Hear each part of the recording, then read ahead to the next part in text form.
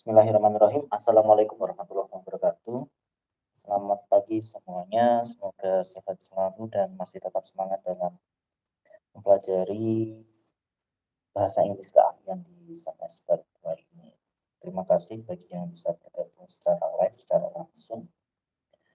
Pada pertemuan kali ini topik kita adalah extensive reading, ya. Pada bahasan lalu kita sudah membahas intensive reading. Nah, sekarang kita akan mempelajari tentang extensive reading. Nah, yang akan kita bahas dalam pertemuan kali ini adalah yang pertama ada the nature of extensive reading, yang kedua adalah the importance of extensive reading, dan yang ketiga the advantages of extensive reading, dan yang keempat adalah examples of extensive reading activities. Nah, the nature of extensive reading. Apa sebenarnya extensive reading itu? Extensive reading is an approach to second language reading. When learners read extensively, they read very easy and enjoyable books to build their reading speed and fluency. Another way to say this is students learn to read by actually reading rather than examining text by studying the vocabulary, grammar, and phrases. Jadi extensive reading atau membaca ekstensif itu adalah sebuah pendekatan terhadap membaca dalam bahasa kedua. Bahasa kedua itu apa? Yaitu bahasa setelah bahasa nasional. Biasanya kalau bahasa nasional kita kan bahasa Indonesia, bahasa kedua atau bahasa ketiga itu biasanya bahasa asing. Ketika kita membaca secara ekstensif, berarti kita itu membaca dengan sangat mudah dan menikmati buku yang kita baca. Gunanya untuk apa? Untuk membangun keterampilan membaca cepat dan membaca lancar, melatih kelancaran dan kecepatan membaca kita. Dengan kata lain, pelajar yang belajar membaca, ya, itu dengan cara membaca teks itu tidak terkonsentrasi, tidak terpusat pada mengevaluasi kosakata, grammar atau frasa-frasa dari teks tersebut, tapi kita lebih mencoba untuk menikmati isi, konten, substansi dari teks. Yang penting kita paham isinya, perkara grammarnya, tata bahasanya, kosakatanya seperti apa, itu urusan nanti, urusan di intensive reading atau di reading comprehension. Yang penting kita di sini bisa paham terlebih dahulu konten, isi, ya, dari bahan bacaan yang kita baca. Extensive reading involves learner reading text for enjoyment and to develop general reading skills. It can be compared with intensive reading, which means reading in detail with specific learning aims and tasks. Dalam extensive reading itu kita melibatkan kesenangan, ya, tentu saja melibatkan enjoyment, kesenangan kita untuk mengembangkan keterampilan membaca secara umum. Jadi extensive reading itu sebenarnya adalah membaca sesuai kesenangan kita, ya, membaca sesuai kesenangan kita. Misalkan kita suka membaca koran, ya kita baca koran yang berbahasa Inggris. Kita suka membaca komik, kita baca komik berbahasa Inggris. Kita suka membaca novel, kita baca novel berbahasa Inggris. Kita suka membaca majalah, kita baca majalah berbahasa Inggris. Ya. Topiknya juga terserah Anda suka apa, topik sepak bola, Anda suka topik Korea, Anda suka topik apalagi, topik musik, Anda suka topik desain, Anda suka topik arsitektur, Anda suka topik apalagi pesawat terbang dan sebagainya, itu terserah Anda. Nah, bedanya kalau dalam intensive reading, ya, dibandingkan intensive reading itu membaca yang sudah memiliki tujuan spesifiknya dan juga task yang spesifik. Misalkan Anda ingin mengetahui main idea, gagasan utama, Anda ingin mengetahui informasi tertentu, fakta tertentu dari sebuah teks. Nah, itu namanya intensive reading. Kalau extensive reading, kita membaca tanpa tujuan spesifik yang sudah dinyatakan. Kita ya baca aja, kita pengen tahu isinya, kita pengen tahu kontennya seperti apa, dan kita senang dengan bacaan itu. Extensive reading is a type of reading where you engage with different type of reading material. It can be fiction, non-fiction, work-related documents, newspaper articles, or even statistical data. Nah, jadi sumber bacaan, bahan bacaan dalam extensive reading itu sangat beragam ya.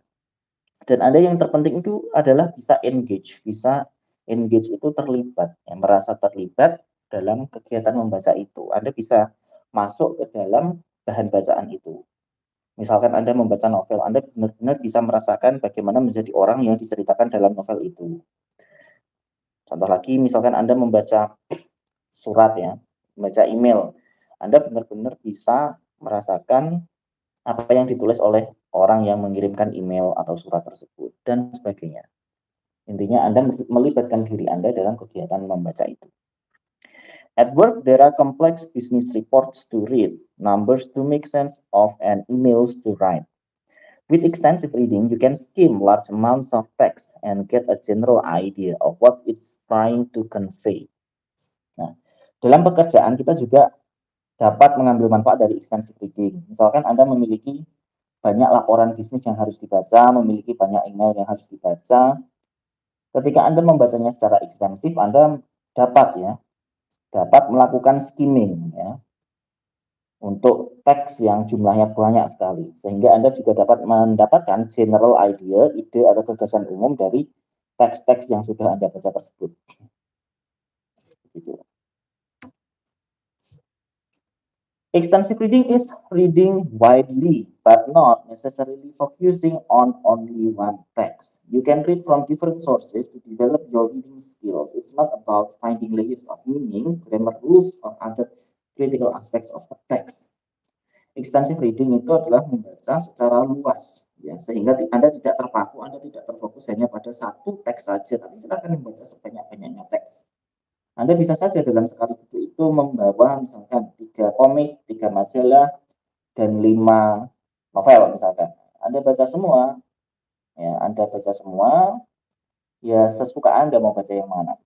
Jadi sumbernya beragam, boleh banyak, sehingga nanti Anda dapat mengembangkan keterampilan membaca Anda tadi untuk mendapatkan gambaran gagasan secara umum dari teks yang Anda baca. Extensive reading helps to familiarize you with reading material and build cognitive ability to understand new words, frame sentences, and make sense of a text as a complete unit. You will get a general understanding of a text and improve your language skills. You can try to read as much and as widely as possible. It's better not to restrict yourself to the same type of sources. Some examples of extensive reading are newspapers, blogs, and e-magazines.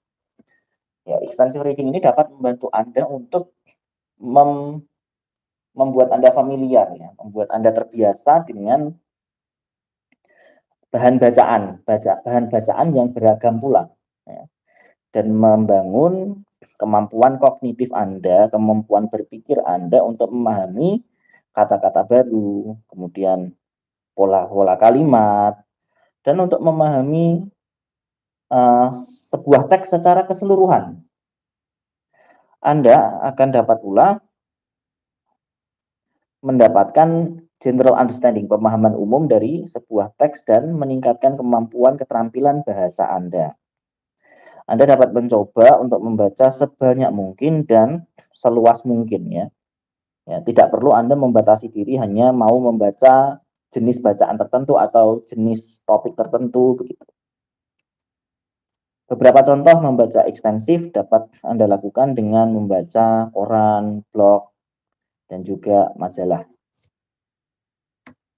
Oke, nah sekarang apa itu pentingnya extensive reading? Apa sih pentingnya extensive reading bagi kita semua? Extensive reading builds vocabulary.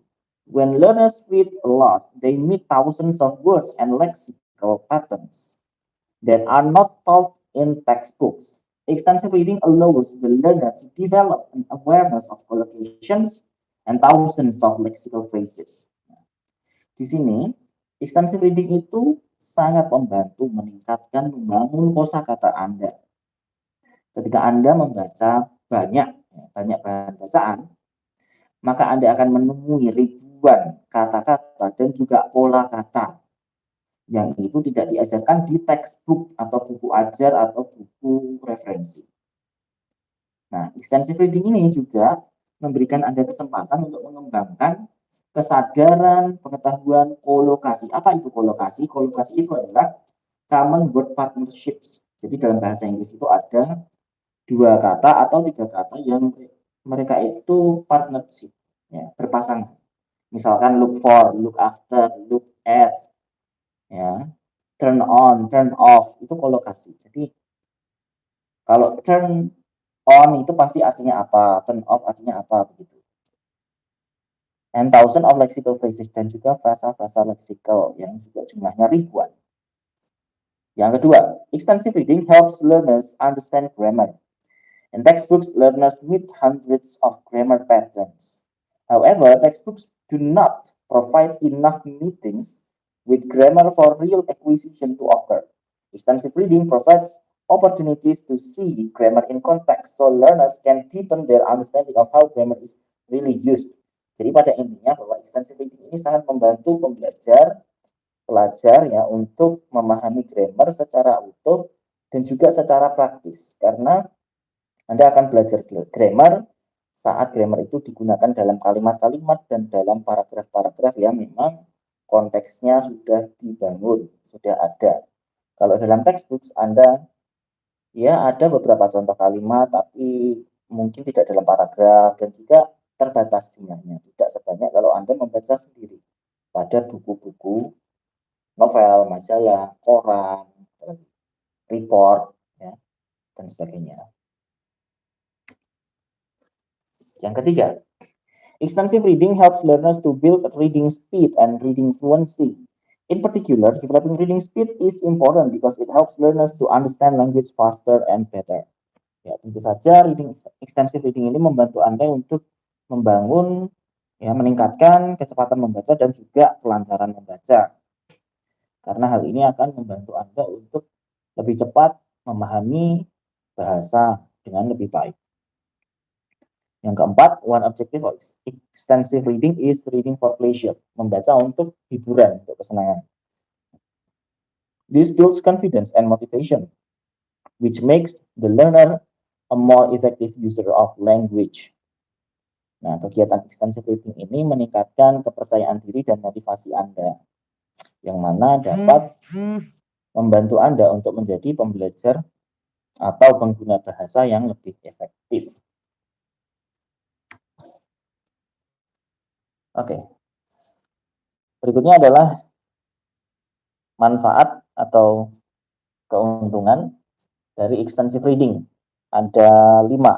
Yang pertama adalah developing an interest in reading, yang kedua improving reading comprehension, yang ketiga reading widely, yang keempat improving vocabulary, yang kelima providing flexible chances. Kita akan bahas satu persatu. Yang pertama, developing an interest in reading, ya. Mungkin banyak dari kita ya yang malas membaca, entah karena memang bawaannya males terus atau karena bahan bacaannya membosankan, bahan bacaannya terlalu sulit, bahan bacaannya bukan sesuatu yang kita sukai, topiknya bukan yang kita sukai, atau beragam alasan lainnya ya. Mungkin karena kita suka beralasan atau suka melakukan pembenaran.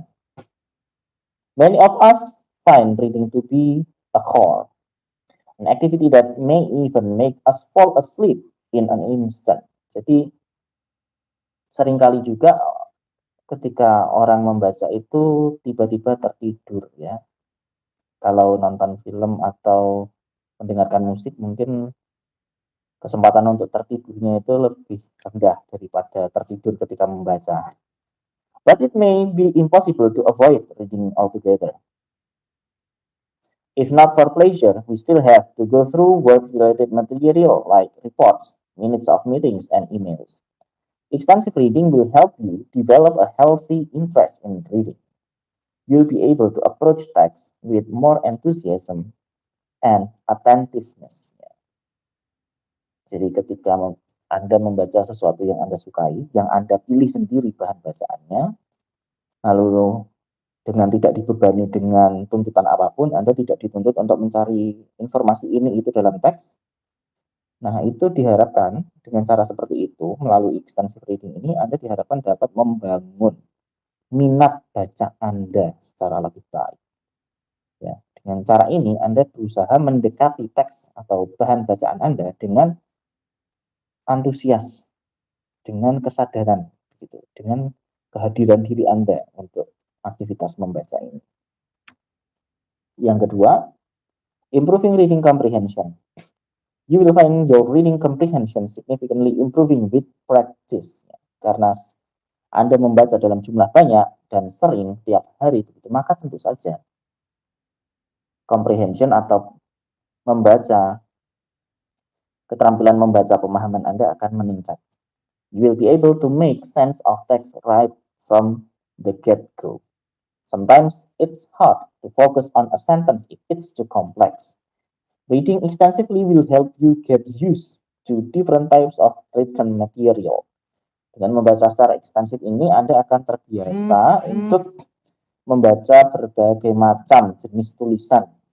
In this way, you can learn to focus on the text itself without losing yourself in its structural make-up. Nah, karena saking terbiasanya, saking banyaknya membaca, maka Anda akan terlatih sendiri untuk bisa fokus pada sebuah teks ketika Anda membaca tanpa terpengaruh pada tampilan strukturalnya saja, tapi bisa mengakses kontennya, memahami isinya secara lebih mendalam. Berikutnya, reading widely. Start small and choose short articles and online blogs to develop the habit. Nah, bagaimana untuk memulai extensive reading ini? Ya, gampang saja, Anda coba tidak perlu membaca bahan bacaan yang terlalu berat, terlalu panjang, misalkan novel. Cukup membaca saja sebuah artikel koran, sebuah artikel di blog, sebuah artikel di majalah. Mungkin itu cuma berkisar 1 halaman, 2 halaman, tapi lakukanlah itu setiap hari. Read a little every day. But make sure you read across genres. Tapi pastikan bahwa Anda itu membaca dari genre yang berbeda-beda, dari jenis teks yang berbeda-beda.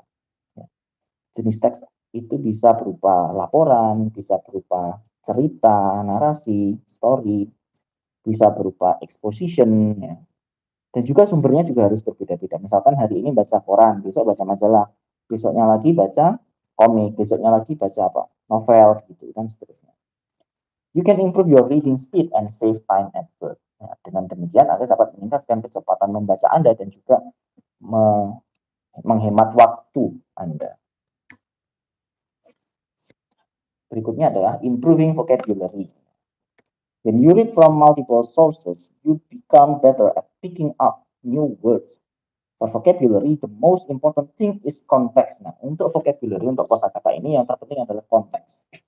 Konteks itu adalah setting di mana setiap kata itu digunakan. As you continue reading, you'll be able to understand the meaning of different words. Ketika Anda terbiasa untuk membaca, maka Anda dapat memahami makna kata-kata yang berbeda-beda. As well as connect them to the general idea presented in the text. Ya, tentu saja makna dalam konteks pada teks tersebut.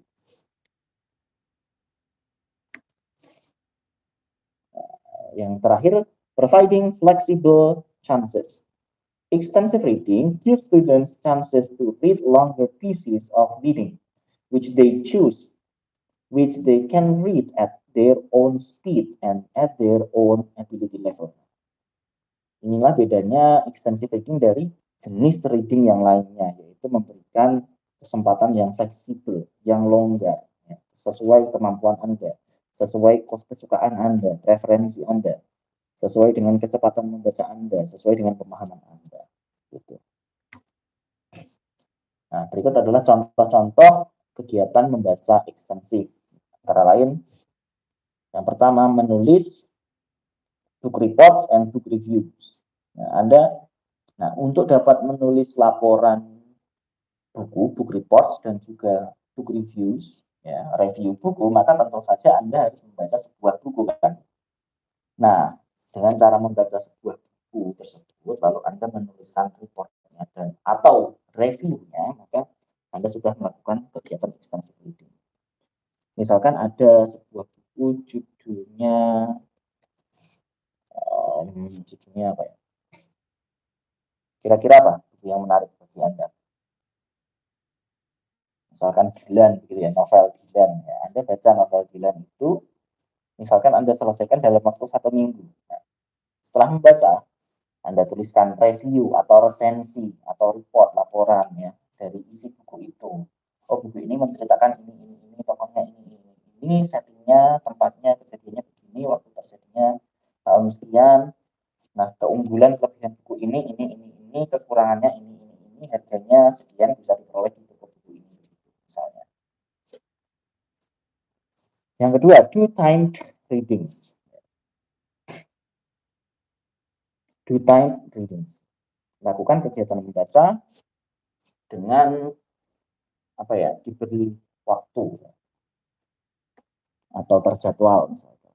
Misalkan saya ingin membaca setiap hari di pagi hari jam 7 pagi sampai jam 8 pagi.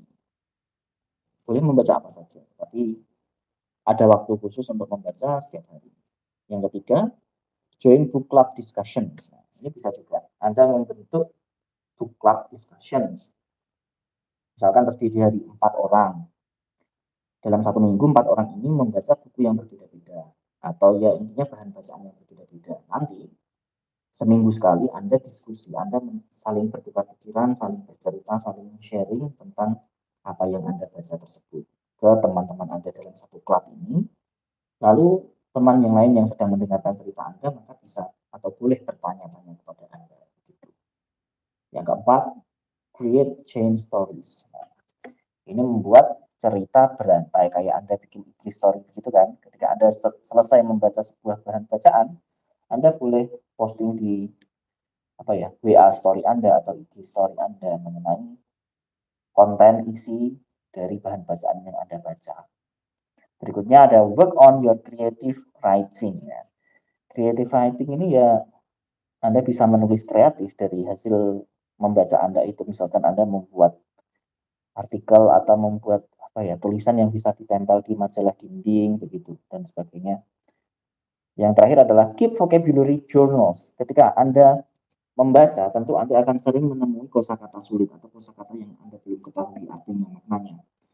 Nah, sambil membaca Anda dapat menuliskan kata-kata sulit tersebut menjadi kumpulan kata-kata atau vocabulary journals.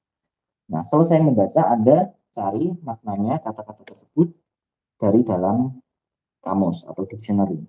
Tapi tentu saja karena satu kata itu bisa memiliki lebih dari satu makna, memang biasanya maknanya banyak, ya. Tergantung dari konteks. Makanya kita dalam menggunakan satu kata itu harus memperhatikan konteks kalimatnya. Kata ini digunakan pada kalimat yang seperti apa.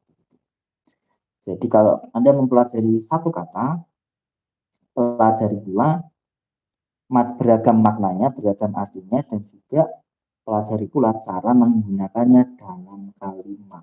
Ya.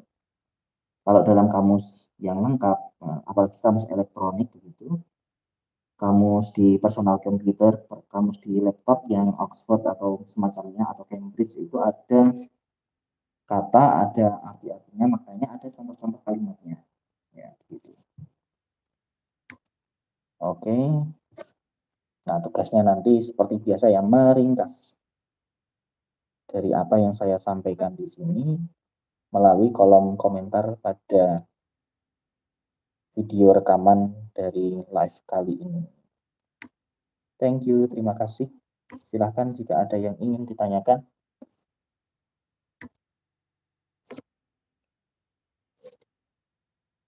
Saya membuka sesi pertanyaan, sesi tanya jawab.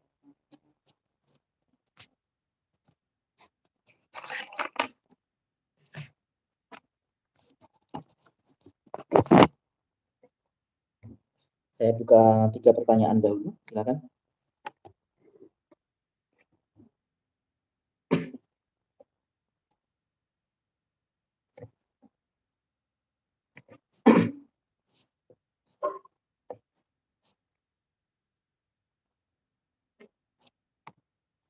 Belum ada pertanyaan.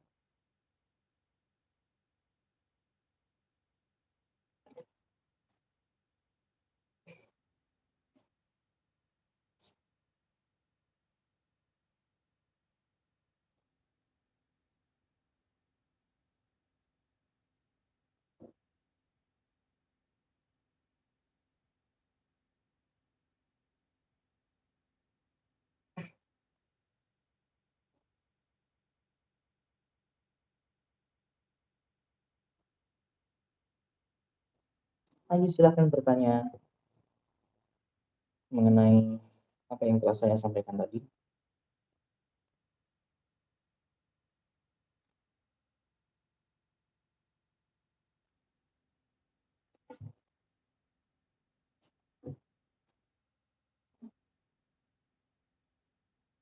Saya tunggu 1 menit. Apabila tidak ada pertanyaan, berarti kita akhiri. Kalau ada, akan saya jawab.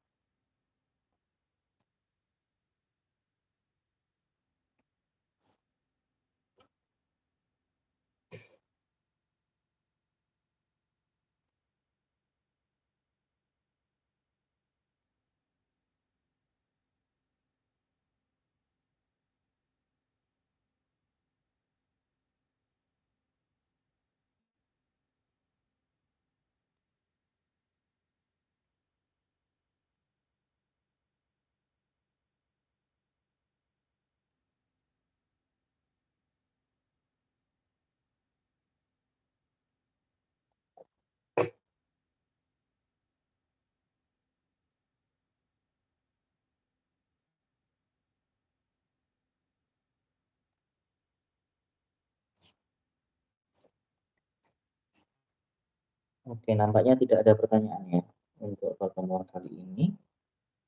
Mungkin Anda sudah memahami materi ini dengan baik. Oke, terima kasih bagi yang sudah bergabung live pada kesempatan kali ini. Semoga yang kita pelajari bermanfaat. Amin ya rabbal alamin. Wassalamualaikum warahmatullahi wabarakatuh.